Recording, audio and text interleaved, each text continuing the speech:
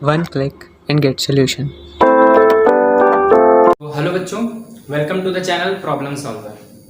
अब आज motion in a plane part 3 के बारे में डिस्कस करने जा रहे हैं। फर्स्ट हेडिंग अपनी नोटबुक पे आप डालिए, टर्म रिलेटेड टू वेक्टर्स। आज वेक्टर के मैग्नीट्यूड और डायरेक्शन को लेकर के कुछ डिफरेंट टर्म्स पे बात करेंगे। तो पहली हेडिंग डाल लीजिए टर्म रिलेटेड टू वेक्टर, और उसके भी अंदर फर्स्ट हेडिंग आपकी पड़ जाए इक्वल वेक्टर। तो आइए बात करते हैं इक्वल वेक्टर क्या होता है। सबसे पहली हेडिंग इक्वल वेक्टर। तो बच्चों, कहा जाता है कि those vectors which have same magnitude and have same direction are known as equal vector. ऐसे जितने वेक्टर हैं जिनका मैग्नीट्यूड और डायरेक्शन सेम होता है, हम उन्हें इक्वल वेक्टर कहते हैं। एग्जांपल के तौर पे कि अगर कोई बॉडी ए है और वो बॉडी 5 मीटर पर सेकंड की वेलोसिटी से 5 मीटर पर सेकंड, इसकी v1 माने इसकी वेलोसिटी 5 मीटर पर सेकंड की वेलोसिटी से ये ईस्ट की दिशा में जा रही है, और सपोज दैट कोई बॉडी b है, वो भी 5 मीटर पर सेकंड की ही वेलोसिटी से वेस्ट की डायरेक्शन में जा रही है। सही बात है। तो हमको यहाँ क्या देखने को मिल रहा है? हमको देखने को मिल रहा है कि दोनों की दोनों बॉडीज की सेम वेलोसिटी है 5 मीटर पर सेकंड, 5 मीटर पर सेकंड, और दोनों की डायरेक्शन भी सेम है। तो यानी ऐसे दो वेक्टर्स दिख रहे हैं जिनका मैग्नीट्यूड और डायरेक्शन सेम है।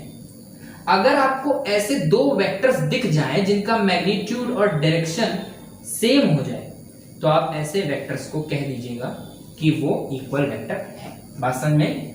तो हम सीधी सी बात में, अगर सीधी सी भाषा में एक बार कहें तो क्या कहेंगे कि those vectors which have same magnitude and have same direction are known as equal vectors।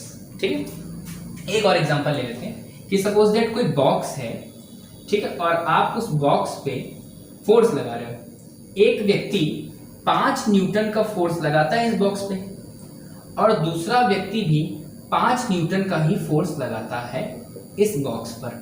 ठीक है। और दोनों के फोर्स लगाने की डायरेक्शन भी क्या है? सेम है। भाई ये भी 5 न्यूटन फोर्स लगा रहे हैं और ये भी 5 न्यूटन फोर्स लगा रहे हैं। तो दोनों के फोर्स लगाने की डायरेक्शन क्या है? सेम है, और साथ ही साथ दोनों का मैग्नीट्यूड भी क्या है? सेम। तो ऐसे दो वेक्टर्स को हम लोग क्या कहेंगे? Equal vector. तो उम्मीद है आप समझ गए होंगे इक्वल वेक्टर क्या होता है। ऐसे दो या दो से ज्यादा वेक्टर्स जिनका मैग्नीट्यूड और डायरेक्शन सेम हो, हम उन्हें क्या बोलते हैं? Equal vectors. तो आप लोग यही डेफिनेशन लिखेंगे कि those vectors which have same magnitude and direction are known as equal vectors. Example के तौर पे एक वेक्टर ए, एक वेक्टर बी, दोनों का मैग्नीट्यूड एंड डायरेक्शन सेम, इसको हमने बुलाया इक्वल वेक्टर। सही बात? इतनी बात आपके समझ में आ गई। नेक्स्ट हेडिंग डालिए ऑपोजिट वेक्टर। क्या होते हैं ऑपोजिट वेक्टर? बहुत ही इजी है, ज्यादा टाइम को ना देते हुए आराम से समझ लेते हैं कि ऐसे दो या दो से ज्यादा वेक्टर्स जिनका मैग्नीट्यूड तो सेम हो बट उनकी डायरेक्शन क्या हो? ऑपोजिट हो, हम उन्हें क्या बताएंगे? Opposite vectors. सपोज दैट वही एग्जांपल कि एक बॉडी है, वो ईस्ट की दिशा में 5 मीटर पर सेकंड वेलोसिटी से भाग रही है। इसकी v1 स्पीड हमने कितनी मानी? 5 मीटर पर सेकंड। ठीक। और एक दूसरी बॉडी है b, जो 5 मीटर पर सेकंड की ही वेलोसिटी से भाग रही है, बट उसकी डायरेक्शन ए की क्या है? ऑपोजिट है। ये ईस्ट में भाग रही थी, ये आपकी वेस्ट में भाग रही है। तो क्या देखने को मिल रहा है कि ऐसे दो वेक्टर्स हैं, एक v1 और एक v2, जिनका मैग्नीट्यूड भी सेम है बट इनकी डायरेक्शन क्या है? ऑपोजिट है। और डायरेक्शन को शो करने के लिए यहाँ पे क्या लगाया है? माइनस लगा दिया। बात समझ में आई? तो ऐसे जितने भी वेक्टर्स दिखें जिनका मैग्नीट्यूड तो सेम हो बट डायरेक्शन क्या हो? ऑपोजिट हो, आप उन सभी वेक्टर्स को क्या बुलाएंगे? Opposite vectors. तो हम लोग मान लेते हैं कि मान लीजिए कोई एक वेक्टर ए है और एक कोई वेक्टर बी है, दोनों का मैग्नीट्यूड तो सेम है। दोनों का मैग्नीट्यूड क्या है? सेम। देखिए, एक ए है और एक बी है वेक्टर, और दोनों का मैग्नीट्यूड क्या है? सेम, बट इनकी डायरेक्शन क्या है? ऑपोजिट। डायरेक्शन को शो करने के लिए यहाँ पे क्या लगाया? माइनस। तो ऐसे जितने भी वेक्टर दिखेंगे आप उनको क्या बोलोगे? आप कहोगे sir these are opposite vectors. Okay. तो नेक्स्ट हेडिंग आपकी रही कोप्लेनर वेक्टर। इसको भी डाल लीजिए अपनी कॉपी पे हेडिंग। तो कोप्लेनर वेक्टर क्या होते हैं? तो देखिए कोप्लेनर वेक्टर, को का मतलब क्या होता है? सेम, और प्लेनर का मतलब क्या होता है? प्लेन। तो सेम प्लेन पे अगर कोई वेक्टर्स, सेम प्लेन पे अगर कुछ वेक्टर्स लाई करते हैं तो हम उन्हें कोप्लेनर वेक्टर्स कहते हैं। एग्जाम्पल के तौर पे हमारे हाथ में ये दो पेन है, सपोज दैट ये दो वेक्टर्स हैं, तो मैंने इन दो वेक्टर्स को कुछ इस तरह से एक दूसरे के ऊपर परपेंडिकुलर रख दिए और फिर देखा क्या ये सेम प्लेन पे आते हैं। तो ये देखिए ये सेम प्लेन पे आ रहे हैं, इस तरह से रखूं तब भी ये सेम प्लेन पे आ रहे हैं, इस तरह से रखूं तब भी ये सेम प्लेन पे आ रहे हैं, इस तरह से रखूं तब भी ये सेम प्लेन पे आ रहे हैं, इस तरह से रखूं तब भी ये सेम प्लेन पे आ रहे हैं, ऐसे रखूं तब भी ये सेम प्लेन पे आ रहे हैं। तो क्या देखने को मिल रहा है कि ऐसे वेक्टर्स जो सेम प्लेन पे आते हैं उन्हें हम क्या कहते हैं? कोप्लेनर। तो इसका मतलब ये दो वेक्टर्स क्या है? कोप्लेनर है। सही बात है। तो इतनी बात आपको समझ में आई। तो आपने क्या पाया कि those vectors which lie on same plane, which lie on same plane are known as coplanar vectors. एक बात और कर लेते हैं। चलिए मान लीजिए कि इन दो वेक्टर्स की जगह पर मैंने एक वेक्टर और बढ़ा दिया, क्या ये कोप्लेनर है? भाई साहब ये तो कोप्लेनर है लेकिन ये कोप्लेनर नहीं है। थर्ड वेक्टर, भाई साहब ये तो कोप्लेनर है लेकिन ये तीसरा वेक्टर कोप्लेनर नहीं है। इसको ऐसे करके देखा तो ये दोनों तो कोप्लेनर निकले लेकिन ये कोप्लेनर नहीं निकला, प्लेन के परपेंडिकुलर हो गए। इस तरह से देखा तो ये दोनों तो एक प्लेन पे हैं लेकिन ये एक प्लेन पे नहीं है। तो क्या तीन वेक्टर्स कभी भी सेम प्लेन पे नहीं होंगे? इनफैक्ट तीन ही क्यों, तीन से ज्यादा वेक्टर्स क्या कभी भी सेम प्लेन पे नहीं होंगे? नहीं, ऐसा जरूरी नहीं है। ध्यान से सुनिएगा। इन तीन वेक्टर्स को जब मैंने चेक किया तो मैंने इनको एक दूसरे के ऊपर परपेंडिकुलर रखा था। They all are perpendicular to each other. सही बात है कि तब ये तीनों के तीनों एक प्लेन पे लाइन नहीं कर रहे थे। भाई कैसे करेंगे? देखिए ये तीनों एक प्लेन पे लाइन कर रहे हैं? नहीं कर रहे। इस तरह से ये दो वेक्टर्स एक प्लेन पे लाई कर रहे हैं लेकिन तीसरा नहीं कर रहा है। इस तरह से ये दो वेक्टर्स एक प्लेन पे लाई कर रहे हैं लेकिन अगर तीसरा रखें तो वो एक प्लेन पे लाई नहीं कर रहा है। लेकिन अगर हम इनको एक दूसरे के ऊपर परपेंडिकुलर ना रख के कुछ इस तरह से रखें तो ये तीनों वेक्टर्स एक ही प्लेन पे लाई कर रहे हैं। बात समझ में आ रही नहीं आ रही? तो क्या देखने को पाए? देखने को ये पाए कि तीन वेक्टर्स सेम प्लेन पे हो भी सकते हैं, सेम प्लेन पे नहीं भी हो सकते। ये डिपेंड करता है कि उनके बीच में एंगल कितना है। सही बात समझ में आ रही? एग्जाम्पल के तौर पे अगर वो तीनों एक दूसरे के ऊपर परपेंडिकुलर है तो वो सेम प्लेन पे नहीं होंगे। बात समझ में आ रही नहीं आ रही? और अगर हम कुछ और एंगल रखते हैं, कुछ तरह से रखूं, दूसरे को मैं इस तरह से रखूं और तीसरे को इसके परपेंडिकुलर ना रखकर इस तरह से आगे की ओर बढ़ा दूं, तो आप क्या देखेंगे कि ये जो तीन वेक्टर्स हैं सर ने रखे, एक वेक्टर ए, एक वेक्टर बी और एक वेक्टर सी, ये तीनों के तीनों सेम प्लेन पे लाई कर रहे हैं। तो इस हिसाब से देखा जाए तो इन तीनों वेक्टर्स को हम लोग क्या बुलाएंगे? कोप्लेनर। लेकिन आपको सीखने को क्या मिला? आपको सीखने को ये मिला कि सर दो वेक्टर्स अगर आप लेते हैं तो वो तो हमेशा कोप्लेनर होंगे। तो two vectors always be lie on same plane. मतलब दो वेक्टर्स हमेशा सेम प्लेन पे लाई करेंगे, दो वेक्टर्स हमेशा कोप्लेनर होंगे। लेकिन दो से ज्यादा वेक्टर्स कोप्लेनर होंगे या नहीं होंगे? बात समझ में? दो से ज्यादा वेक्टर्स कोप्लेनर होंगे या नहीं होंगे, ये डिपेंड करता है उनके एंगल पे। कोप्लेनर हो भी सकते हैं और कोप्लेनर नहीं भी हो सकते। तो अगर मैं यहां पे लिख दूं कि मोर देन टू वेक्टर्स में और may not be coplanar.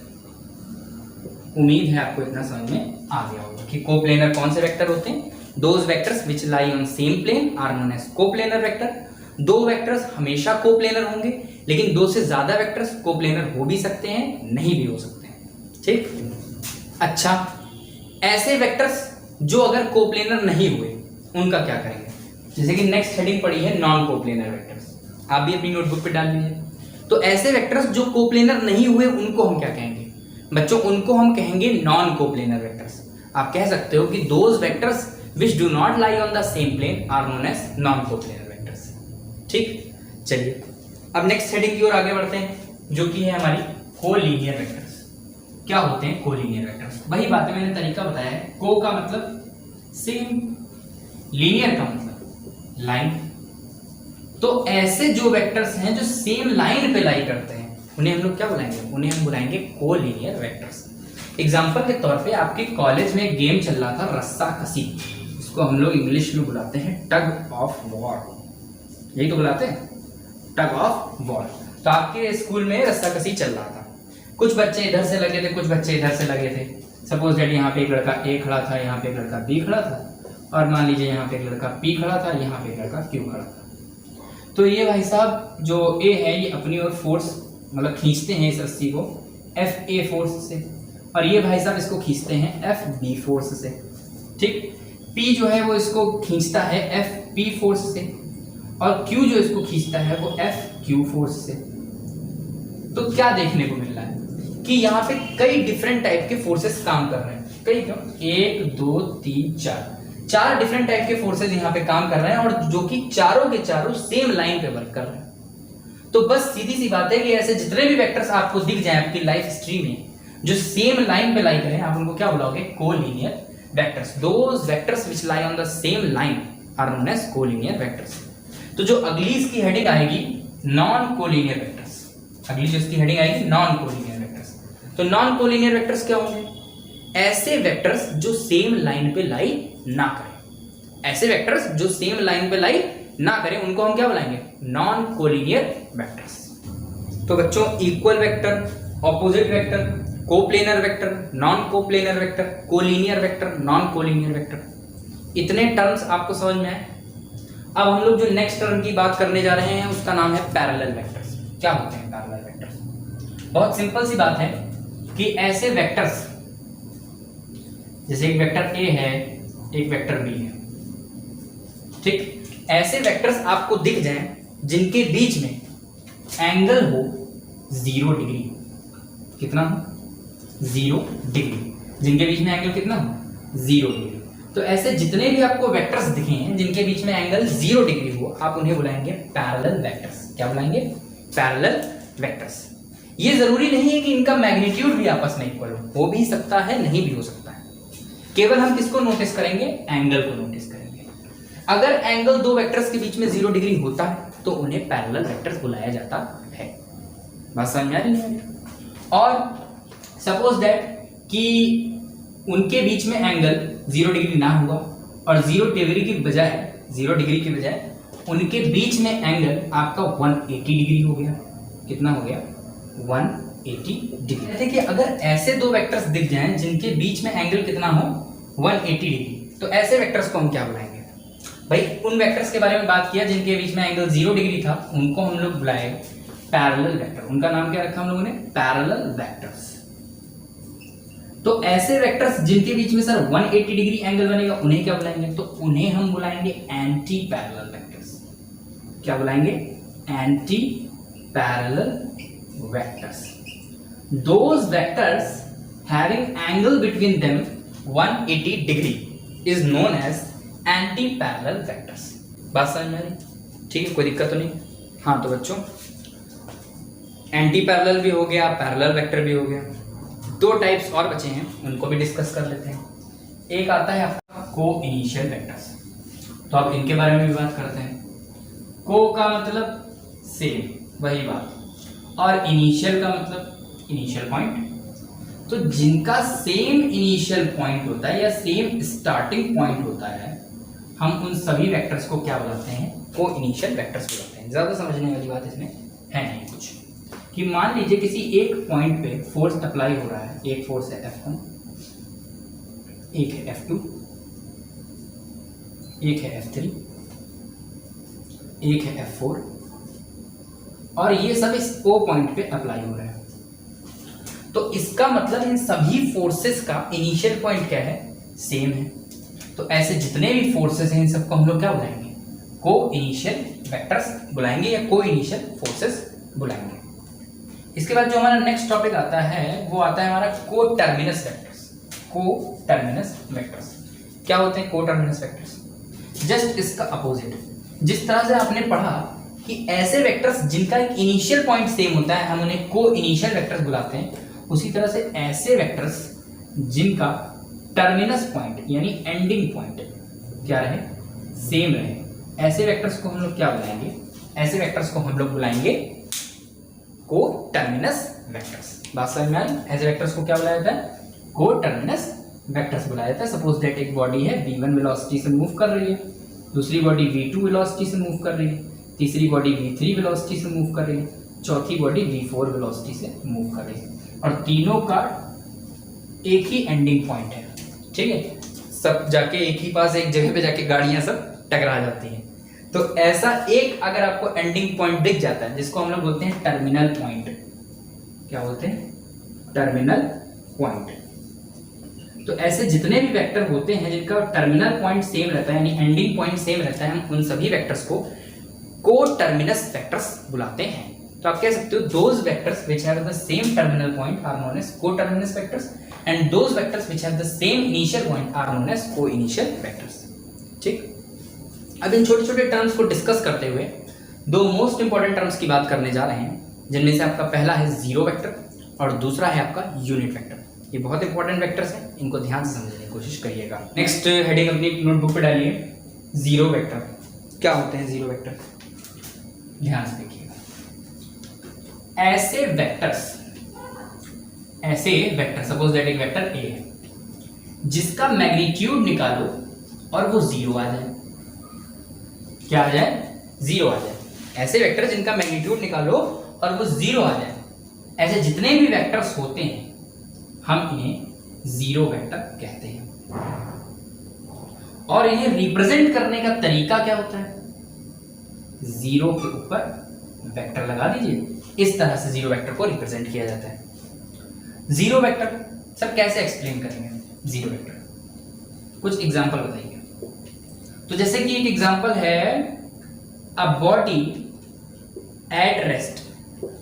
A body at rest, अगर कोई बॉडी रेस्ट में है, उस दौरान उसका डिस्प्लेसमेंट पूछा जाए, जिसको हम लोग वेक्टर एस से रिप्रेजेंट कर रहे हैं, तो उस दौरान अगर उसका डिस्प्लेसमेंट पूछा जाए तो आप क्या बताओगे? आप कहोगे जीरो, क्योंकि सर बॉडी रेस्ट में है तो बॉडी मूव नहीं कर रही, तो डिस्प्लेसमेंट कितना है? जीरो।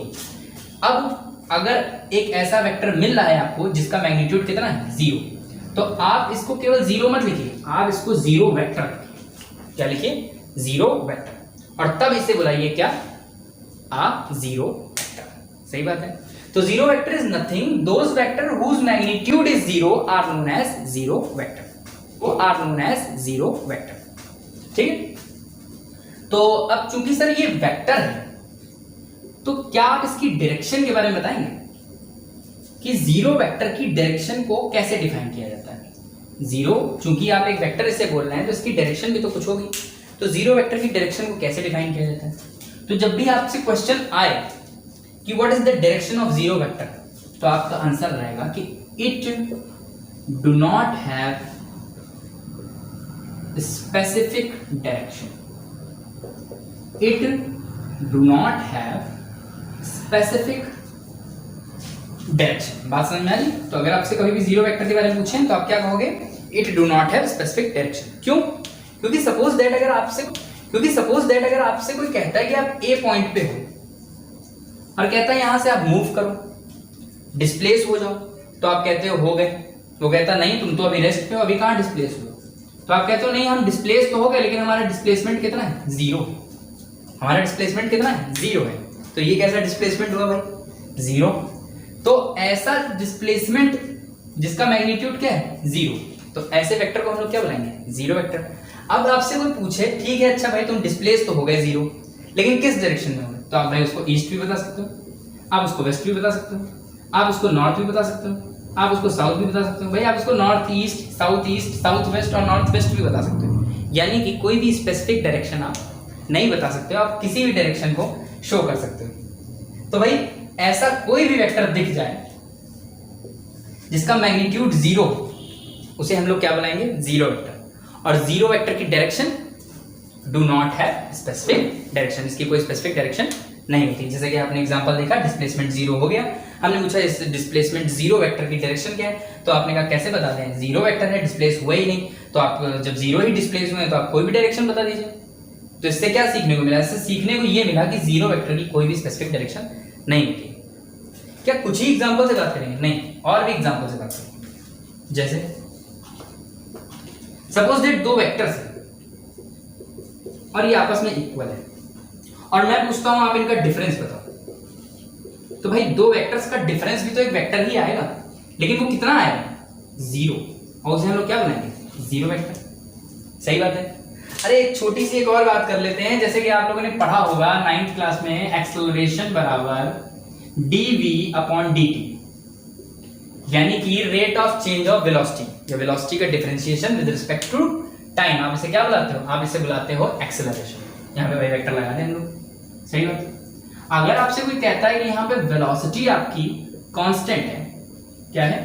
कांस्टेंट है, तो जितने भी बच्चे साइंस साइड से हैं, मैथ से हैं, वो सब जानते हैं कि किसी भी कांस्टेंट का अगर हम लोग डिफरेंशिएशन करते हैं तो कितना आता है? 0 आता है। तो भाई यहाँ पे एक्सेलरेशन क्या आ गया? 0। लेकिन एक्सेलरेशन तो एक वेक्टर क्वांटिटी है, तो ये 0 नहीं कहलाएगा, ये क्या कहलाएगा? 0 वेक्टर। क्या कहलाएगा ये?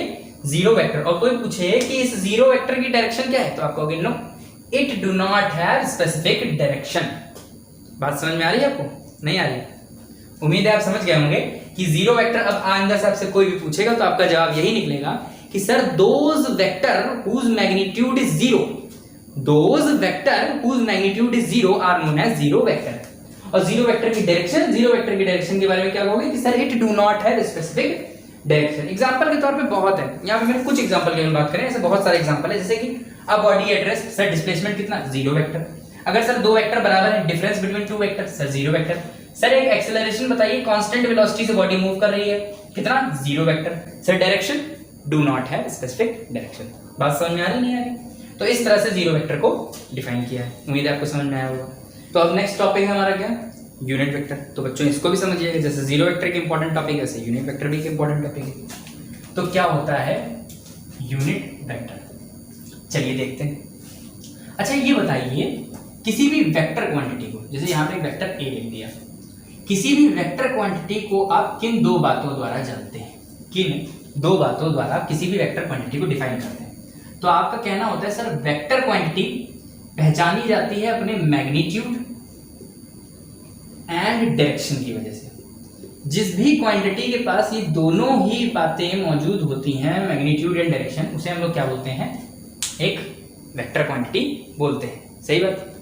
चलिए इसके मैग्नीट्यूड को तो समझाया गया है ए से, सही बात, या फिर वेक्टर ए के मॉड्यूलस से। इस तरह से आपको मैग्नीट्यूड के बारे में समझाया गया। ये मैग्नीट्यूड का सिंबल दिया गया। सर अगर मैग्नीट्यूड का सिंबल आपने ए समझाया है तो डायरेक्शन को समझाने के लिए भी कोई सिंबल होता होगा? हाँ होता है। डायरेक्शन को कैसे समझाया जाता है?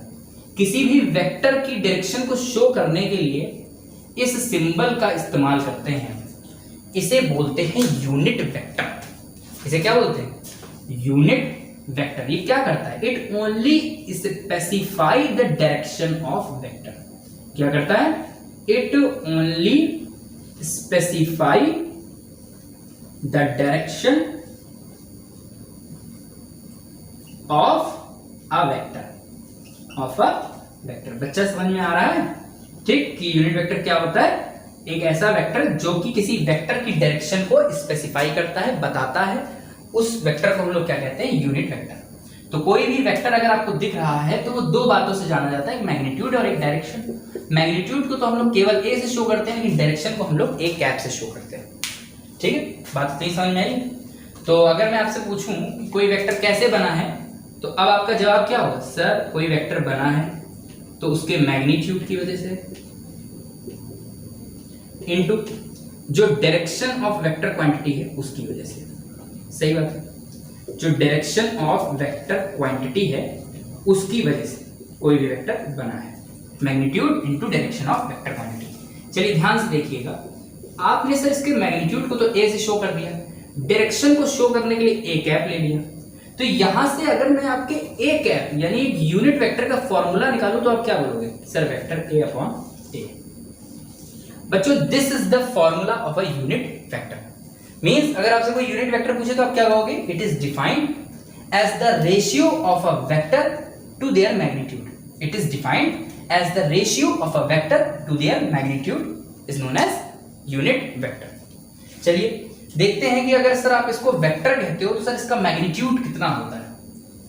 A cap is equals to vector a upon a. आप इसका मैग्नीट्यूड बताइए। चलिए निकालते हैं मैग्नीट्यूड। दोनों साइड आप मॉड्यूलस ले लीजिए, दोनों ही साइड में आप मॉड्यूलस ले लीजिए। मैं ले लिया मॉड्यूलस। वेक्टर ए का मैग्नीट्यूड क्या होगा? ए, और ए जो खुद एक मैग्नीट्यूड है उसका आप मॉड्यूलस निकाल रहे हो तो कोई फर्क नहीं, वो भी कितना होगा? ए। तो ए कैप का जब हमने मैग्नीट्यूड निकाला तो पाया क्या? ये दोनों तो कैंसिल हो गए, कितना है? 1। तो किताबों में इसकी डेफिनेशन कुछ इस तरह से भी लिखी हुई है कि those vector whose magnitude is unit are known as unit vector. सही बात है, बात समझ में नहीं है? ठीक है। अब यूनिट वेक्टर को जब 3 एक्सिस पे डिफाइन किया जाता है तो किस तरह से डिफाइन किया जाता है? ऐसी 3 एक्सिस जो आपस में म्यूचुअली परपेंडिकुलर होती है। बात समझे? ऐसी 3 एक्सिस जो आपस में परपेंडिकुलर होती हैं, अगर उन एक्सिस पे हम यूनिट वेक्टर को डिफाइन करें तो किस तरह से करेंगे? तो ध्यान से देखिएगा। अच्छा, यूनिट वेक्टर का इस्तेमाल बहुत होता है और होता किस काम में है? किसी वेक्टर की डायरेक्शन को स्पेसिफाई करने के लिए, शो करने के लिए, रिप्रेजेंट करने के लिए। बात समझ में आ रही? चलिए, हमने यहां पर आपका एक 3D सिस्टम ड्रॉ कर लिया। ये आपका एक्स एक्सिस हो गई, ये वाई एक्सिस हो गई, ये जेड एक्सिस हो गई, और ये हो गया इस 3D सिस्टम का ओरिजिन। बात समझ में आ रही? अब ध्यान से देखिएगा, ऐसी 3 एक्सिस मैं ले लूं जो एक दूसरे के ऊपर क्या हूं? परपेंडिकुलर हूं। तब अगर मैं हर एक्सिस की डायरेक्शन में एक यूनिट वेक्टर शो करना चाहूं तो उसको कैसे शो किया जाता है? अगर एक्स एक्सिस की डायरेक्शन में आपसे यूनिट वेक्टर पूछूं तो आप कहोगे आई कैप। अगर वाई एक्सिस की डायरेक्शन में आपसे यूनिट वेक्टर कहूं तो आप कहोगे जे कैप। जेड एक्सिस की डायरेक्शन में आपसे जेड एक्सिस के अलोंग में रिप्रेजेंट किए जाने वाला यूनिट वेक्टर क्या होता है? के कैप। ये जो आई कैप, ये जो जे कैप और ये जो के कैप है, इन्हें हम कहते हैं ऑर्थोगोनल यूनिट वेक्टर। क्या बुलाते हैं? Orthogonal unit vector. ऐसे वेक्टर्स, ऐसे यूनिट वेक्टर्स जो एक दूसरे के ऊपर क्या हो? परपेंडिकुलर हो, ऐसे यूनिट वेक्टर्स को हम लोग क्या बुलाते हैं? हम उन्हें कहते हैं ऑर्थोगोनल यूनिट वेक्टर्स। तो अभी आपकी डेफिनेशन अगर किताब में पूछी जाती है, एग्जाम में आ जाती है कि what do you know about unit vector, तो आपका आंसर क्या रहेगा? Sir, those vectors whose magnitude is unit are known as unit vector. सबसे पहले तो आप इसको एक्सप्लेन करोगे, फिर आप बताओगे कि sir a unit vector is defined as the ratio of the vector to their magnitude. इस तरह से आप फॉर्मूला शो करोगे। फिर आप नीचे एक लाइन लिखोगे, sir unit vector specify the direction of a vector and it is represented by A cap. और इस तरह से आपका यूनिट वेक्टर टॉपिक समाप्त हो जाएगा। फिर आप एक्सप्लेन करोगे ऑर्थोगोनल यूनिट वेक्टर। आप कहोगे कि sir those unit vector which are represented along the X axis, Y axis and Z axis are known as orthogonal unit vector. बात समझ में आ रही है? ठीक। अगर मैं पूछूं सर इन आई कैप, जे कैप और इस के कैप का मैग्नीट्यूड अगर आपसे पूछा जाए कितना होगा, तो आप क्या कहोगे? सर ये यूनिट वेक्टर है, इनका मैग्नीट्यूड 1 होता है। ये यूनिट वेक्टर है, इनका मैग्नीट्यूड कितना होता है? 1 होता है। ये आपका आंसर रहेगा। सही बात है। उम्मीद है आपको यूनिट वेक्टर समझ में आ गया होगा। हाँ तो बच्चों, उम्मीद है कि आज आपको डिफरेंट टर्म्स जो मैग्नीट्यूड और डायरेक्शन को लेकर समझाए गए आपको समझ में आए होंगे। जैसे कि आपने जो पढ़ा यहाँ पर इक्वल वेक्टर, अपोजिट वेक्टर, को प्लेनर, नॉन को प्लेनर, को इनिशियल, नॉन को इनिशियल, को लीनियर, नॉन को लीनियर, को terminus vectors, zero vector and unit vector. उम्मीद है आपको समझ में आ गया होगा। अब वीडियो ऑलरेडी बहुत लंबी हो चुकी है, तो नेक्स्ट वीडियो में हम लोग यहाँ पे लाने वाले हैं triangle law of addition and parallelogram law of vector addition and polygonal law of vector addition.